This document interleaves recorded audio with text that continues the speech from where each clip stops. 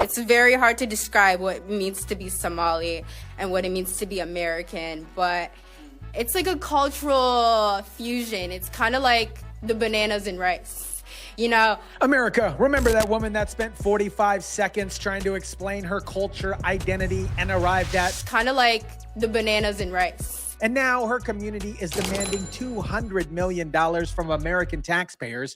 Ice out, small business in. Ice out, small business in. We have suffering sons starting for ICE. We wanna, whoever bring over here, we wanna they pay. Only that's what I'm saying. But here's the part that's gonna blow your mind. Many of them can't even speak English after living here for over a decade. They built businesses dependent on illegal immigration, and now they want you to compensate them when federal law gets enforced.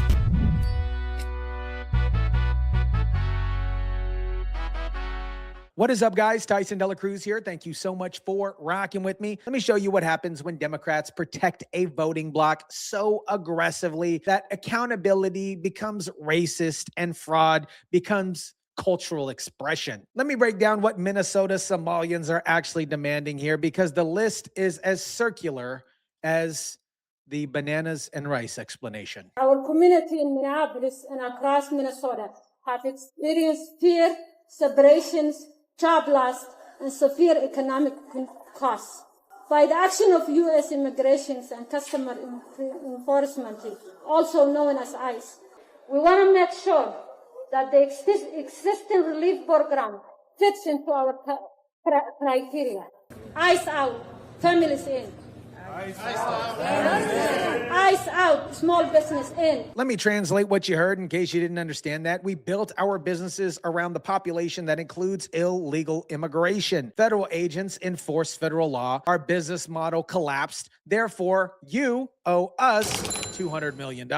And notice how they want the relief fund to fit their quote unquote criteria, meaning Somalia and black and brown businesses specifically, not small businesses affected by anything, just obviously theirs. Identity-based cash distribution funded by your taxes. And that eviction moratorium, if you're a landlord and your tenant stops paying rent because ICE was in the neighborhood, you can't get evicted, or you can't evict them. Your mortgage payment doesn't even matter. Your property rights don't matter. You just eat the loss while they demand justice. It's very hard to describe what it means to be Somali and what it means to be American, but it's like a cultural fusion. It's kind of like the bananas and rice. You know, people don't really see, like, you know, it's you know, people don't think, oh, you can eat bananas with rice, but that's what it's like to be Somali and American. Guys, I think I'm really starting to understand the bananas and rice thing now. The demands here are just as clear. We want relief because we need relief, because the relief should fit our relief criteria, which means relief for us specifically. It's kind of like bananas and rice, but with $200 million. Now, while these demands are being made, our congresswoman, Ilhan I Married My Brother Umar, decided to do some oversight, and watch what happens here. When did you give notice? And I just want to make sure you did not see any detainees. No, we gave notice 8 days ago. We got confirmation yesterday that we were going to be allowed in, and the last detainee was taken out at 11:30 a.m., 30 minutes before we were set to arrive. You gave 8 days notice that you were coming to inspect an ICE detention facility, and you're surprised. Ilhan Umar acts surprised that they moved everybody out 30 minutes before you arrived. Okay. This is the same strategic genius who spent 45 seconds explaining cultural identity through bananas and rice, or the same strategic genius that decided to marry her brother or married a fraudster, allegedly. Of course, ICE cleared out the facility before the most anti-ICE member of Congress showed up for her photo op. They said 10 when we first got there, and 10 were gone. And then they said there were another 5. And so I circled back and I said, can we go and see the 5 that are here because we have privacy release forms? And they said, no, we cannot permit you to go into the cell to see the detainees. And I said, well, we don't need to go into the cell. We can, put the forms, slide them in, and then we can look through the glass and see what their conditions look like. And then they oohed and ahed for a little bit. And then conveniently, as they were taking us towards the cell, someone said, there's not a single person left. And they took us into an empty cell. It's almost like ICE didn't want a hostile congresswoman using detained immigrants as propaganda props. What a mystery here. But Ilhan, I married my brother Omar, is so convinced that this, my friends, is a conspiracy. The timeline, she says, seems very convenient. This is what she says. Yes, Ilhan, I married my brother Omar. Almost like they knew that you were coming because you told them 8 days in advance. Now, let me show you why Minnesota might be hesitant to just hand over $200 million to Somalia small businesses. Because some of those small businesses have some very interesting track records. Yesterday morning, I was called by the owner because unfortunately someone came in to our daycare. We looked and saw what happened, and we saw that the suspect came in from the back, broke in from the back kitchen, and he also destroyed the wall. You guys remember this guy and what happened here? Someone miraculously broke into a daycare, destroyed a cinder block wall to get in, and stole all the enrollment documents and employee records. And they didn't steal the computers. They didn't steal the equipment. They didn't steal the cash, just the convenient paperwork that would prove who was actually enrolled and who was actually working there. And this happened right as the Learing Center investigation with Nick Shirley were ramping up across Minnesota, the Childcare subsidy program. This is absolutely incredible timing here. But the manager wants you to believe that this is targeting Somalia communities because one individual made false claims about fraud. One individual? No, Somalian dynamite. Multiple federal investigations across multiple states have uncovered hundreds of millions in documented childcare fraud. But sure, it's just one YouTuber making false claims. We're talking about the Quality Learning Center near downtown Minneapolis.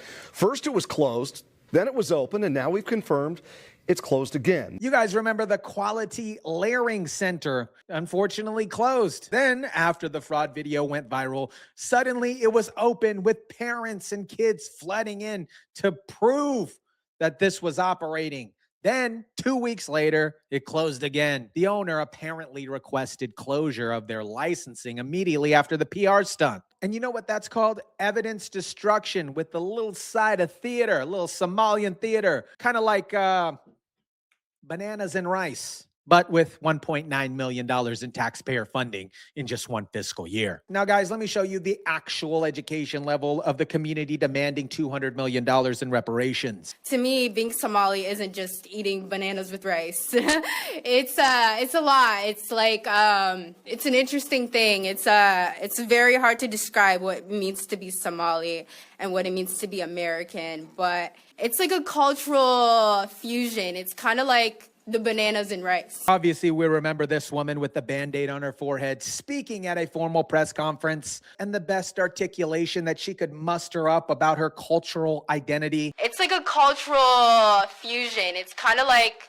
the bananas and rice. Bananas and rice. Bananas and rice 3 times. Obviously, these individuals graduated from the Quality Learing Center. We have suffering sons starting for ICE. We wanna, whoever bring over here, we wanna they pay. Only that's what I'm saying. And I'm asking our governor and our state. We are taxpayer. We need pay back whatever they committed ICE. Thank you very much. Representative West pointed out that 50% of Somalia immigrants in Minnesota don't even speak English well after being here for over 10 years. And you just obviously heard evidence of that in the previous clips. The woman is demanding taxpayer money that can barely construct a sentence in English. That, my friends, is not a language barrier. That is a refusal to assimilate. And now they want $200 million from people who do speak English and who do pay taxes. It's kind of like bananas and rice, except the bananas can't explain what rice is, and they want you to pay for both. Now, let me rewind this to show you why nothing obviously got fixed. Because Tim Walz has decided that Somalia voters matter more than Somalia fraud. And for most of our history is the epitome of the American dream. Come to this country with nothing and build something to be proud of, build something that creates jobs, build something that creates this incredible diversity and a food scene across this state that is second to none, to entrepreneurship, to the work that they've done. Meeting a few weeks ago down at the Hmong market, and a gentleman who came here and got a food stall, and 3 of his children are now medical doctors that went through American universities to become medical doctors to help make this state the best for healthcare. Those are stories we should be celebrating. This clip went nuclear viral. Notice how Walz immediately pivots to the food scene and incredible diversity. Translation, don't look at the hundreds of millions of dollars in daycare fraud. Look at the bananas and rice. Isn't it delicious? He mentions a man at a market whose children become doctors. Great story, completely irrelevant to the question of whether Somalia daycares are defrauding Medicaid. But it sounds good and protects his voting bloc. Not dangerous police chases through peaceful neighborhoods, not little boys in little backpacks being hauled away, and not mourning of parents and family for American and Minnesota citizens being killed on the streets. So enforcing immigration law equals dangerous police chases and little boys in backpacks being hauled away. But daycare fraud that steals hundreds and millions of dollars in taxpayer money is just part of the beautiful food scene that we're supposed to celebrate. Timmy Tampon Walz is the same governor who just dropped out of his re-election campaign because the fraud was so overwhelming to his administration.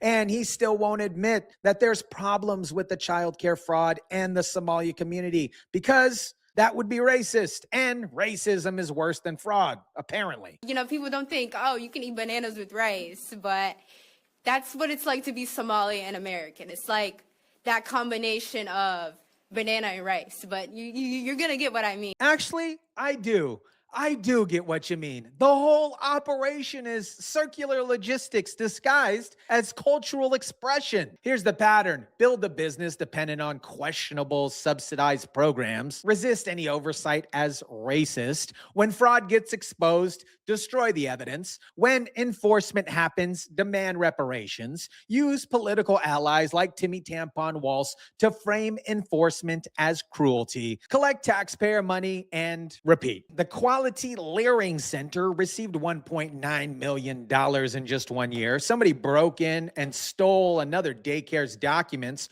right as the investigation was heating up. The quality Learing Center was closed, then magically opened for 1 day. That proved that the fraud allegations were false, then officially closed again. We saw that there was important documentation, enrollment of the children, and also employee documentation that was gone.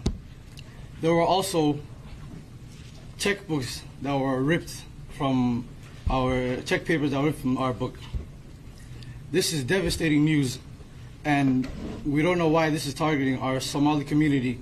They stole enrollment records that would prove fraud, and you're claiming the fraud allegations were false. If the fraud allegations were false, why did somebody need to steal the evidence? And now the same Somalia community wants $200 million because ICE enforced the law. Same circular logic, same victimhood narrative, same demands for taxpayer money. It's kind of like bananas and rice, you know?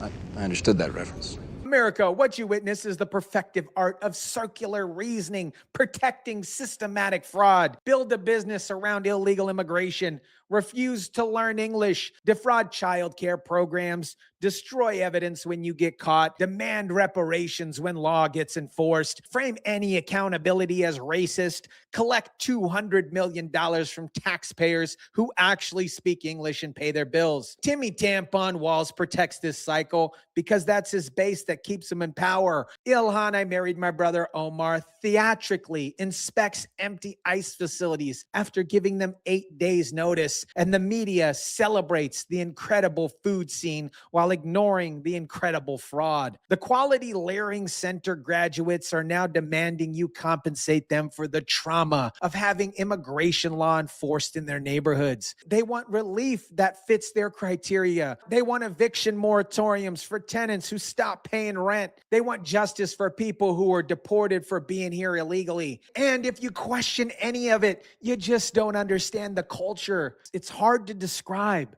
It's complicated. It's very hard to put in words. You're going to get what I mean, because it's kind of like bananas and rice. Let me know what you think about this. Drop it down in the comment section down below. Smash the like button if you kindly would. Share, subscribe. And as always, guys, I'll catch you on the next one.